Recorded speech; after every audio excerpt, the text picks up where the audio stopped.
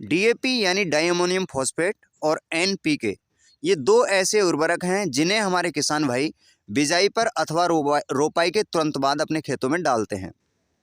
अगर आप इन दोनों को नहीं डालते हैं तो देखने में आता है जर्मिनेशन अच्छे से बीज का हो नहीं पाता है और उतनी संख्या में हमारे पौधे नहीं होते जिससे हमें बेहतर उत्पादन मिल जाए। यही कार्य यदि आप जैसे धान की रोपाई हो गई या कोई और फसल जैसे रोपा जाता हो और वहाँ भी आप इसे नहीं डालते हैं तो फिर जो है पौधे सूख जाते हैं कई बार, या फिर उनका जो ग्रोथ है वो प्रभावित हो जाता है। तो साथियों, कई समय पर आकर के आपने देखा होगा या तो डीएपी की शॉर्टेज मार्केट के अंदर हो जाती है या फिर एनपीके की शॉर्टेज मार्केट के अंदर हो जाती है। बहुत से किसान ऐसे हैं जो परंपरागत रूप से मान लीजिए वो एनपीके डालते हैं तो एनपीके ही डालना पसंद करते हैं, और कोई डीएपी डालते हैं तो वो डीएपी ही डालना पसंद करते हैं। तो आज के इस वीडियो में हम जानने वाले हैं डीएपी और एनपीके में कौन सा बेहतर है, क्या ये एक दूसरे का विकल्प हैं या फिर नहीं। क्योंकि शॉर्टेज के चलते यदि आपको एनपीके के स्थान पर डीएपी मिल रहा हो या डीएपी के स्थान पर एनपीके मिल रहा हो तो क्या ऑप्शन हो सकता है जो हमारी फसल पे प्रतिकूल प्रभाव न आने दे। दोस्तों, सबसे बेसिक जो अंतर है इन दोनों के बीच, एक में है एनपीके जो 12-32-16 की फॉर्मुलेशन में होता है, या फिर कोई और भी फॉर्मुलेशन हो सकती है जैसे 15-15 20-20-0-13 हो गया जिसके अंदर सल्फर होता है, पोटास होती नहीं है। तो बेसिकली हम जो बात करने वाले हैं एनपीके 12-32-16 और डीएपी 18-46 पे करने वाले हैं। देखिए, एनपीके 12-32-16 के अंदर नाइट्रोजन 12, 32 फास्फोरस और 16% पोटास होती है। जो डीएपी है उसके अंदर 18-46 की फॉर्मुलेशन होती है, 18% नाइट्रोजन, फास्फोरस जो है 46% रहती है, इसमें पोटास नहीं होती है।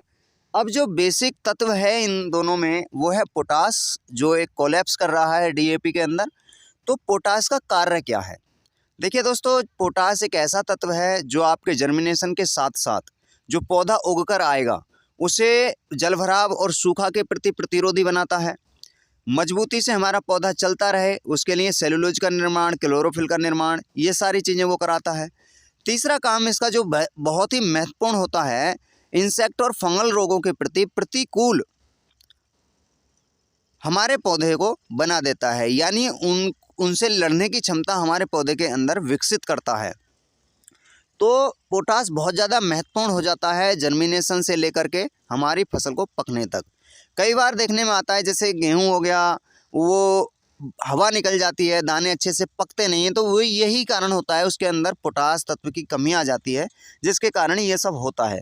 तो एक जो अगर हम टेक्निकली कंपोजिशन की बात करें तो डीएपी के अंदर पोटास होता नहीं है और एनपीके के अंदर पोटास अवेलेबल है। तो ऐसे में एडवांटेज जो है वो एनपीके के साथ है। और जब भी आप डीएपी डालते हैं तो पोटास की भरपूर मात्रा आपके खेत को मिल जाए, फसल को मिल जाए, उसके लिए आपको मार्केट से ख़रीद करके डालनी होती है। तो आपका वहाँ खर्चा भी ज़्यादा हो जाता है, और एनपीके में वो पोटास अवेलेबल है तो आपको अलग से पोटास डालने की आवश्यकता होगी नहीं। तो अगर टेक्निकली आधार पर हम बात करें तो एनपीके इससे ज़्यादा बेहतर होता है। लेकिन कई किसानों का ये मानना है जो भारी ज़मीनें हैं जैसे काली चिकनी मिट्टी होगी जिसमें दरारें पड़ जाती हैं, वहाँ पे एनपीके थोड़ा काम कम करता है और जो हमारा डीएपी है वो काम ज़्यादा करता है। देखिए दोस्तों, यहाँ पर मैटर करता है वायु संचारण की अवस्था का। आपने देखा होगा काली चिकनी मिट्टी के अंदर जो है दरारें पड़ जाती हैं, वहाँ वायु संचारण अच्छे से हो नहीं पाता है, और जो रेतीली बलुई दोमट मिट्टी होती है उसके अंदर वायु संचारण अच्छे से हो जाता है। तो जब हम डीएपी लगाने के बाद या एनपीके आप ऐसी मिट्टी में लगाते हैं, जो किसान ये कहते हैं कि एनपीके का काली या फिर जो मोटी मिट्टी होती है उसमें काम थोड़ा कम रहता है, तो वहाँ यही कारण है कि अगर आप एनपीके वहाँ दे रहे हैं तो पानी बहुत कम मात्रा में रखिए, क्यारियाँ छोटी छोटी बनाइए, हो सके तो कुछ चीज़ें ऐसी जो आपकी ज़मीन को भुरभुरा रखें, तो आपको देखने में आएगा डीएपी से ज़्यादा रिजल्ट आपको एनपीके देगा।